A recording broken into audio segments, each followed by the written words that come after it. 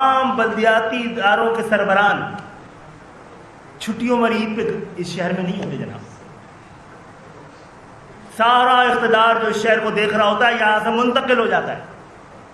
यहां का पुलिस वाला नहीं होता है जब ये शहर छुट्टी पे होता है।